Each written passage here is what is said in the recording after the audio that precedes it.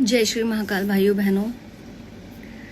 आज हम चर्चा करेंगे फिर से अपने हिंदू ग्रंथ श्री रामचरितमानस की।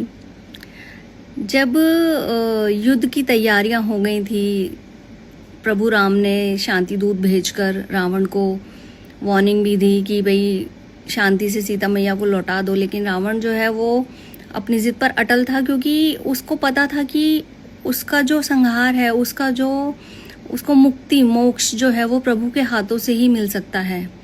अदरवाइज उसका जो वंश का उद्धार है वो नहीं हो पाएगा। तो इस कारण जो है उसने सारे प्रपोजल जो थे भगवान राम के देवे वो ठुकरा दिए थे, क्योंकि उसे प्रभु के हाथों मुक्ति पानी थी। वो महाज्ञानी था, विद्वान था।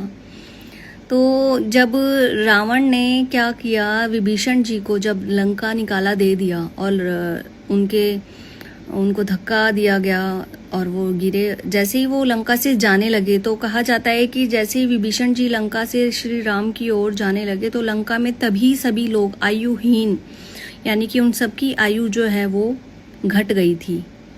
जब एक संत पुरुष का तिरस्कार किया जाता है तो उसका जो बदला है वो प्रकृति खुद लेती है।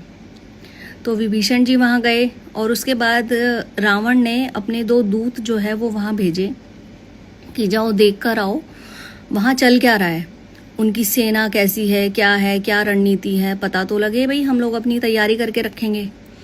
तो जब वो दूत वहाँ भेष बदल कर गए वानरों का और उन्होंने देखा वहाँ पे तो असंख्य वानर और उनके ऊपर लाखों, तो जो इसे कहते हैं सुपरवाइजर, सेनापति, लाखों सेनापति थे जिनके नीचे असंख्य सेना थी। तो उन्होंने सारा, और हमारे बजरंगबली तो प्रभु श्री राम के चरणों में एक छोटा सा रूप बना के बैठा करते हैं। तो जब वो लोग वापस गए, जो राक्षस रूप बदल कर आए थे पूरा ब्यौरा लेने के लिए, तो रावण को जाके उन्होंने बताया कि भगवान की सेना तो बहुत बड़ी है, असंख्य वानर हैं। तो कह रहे असंख्य वानरों को छोड़ो, जो वो हनुमान यहाँ आया था जो लंका को जला कर गया है उसके बारे में कह रहे प्रभु। वो बोले रावण से कि महाराज वो तो उस सेना का सबसे ज्यादा मरियल बंदर है, बाकी सब तो खूब विशालकाय, बड़े बड़े, खूब बड़ी हाइट, लंबे चौड़े डील डोल वाले हैं। वो तो उस सेना का सबसे मरियल बंदर है। तो 80% हिम्मत तो रावण की ये सुनकर ही टूट गई थी कि जो पूरी लंका का दाह संस्कार कर गया, सारी लंका जला गया, वो श्री राम की सेना का सबसे जो है मरियल बंदर है।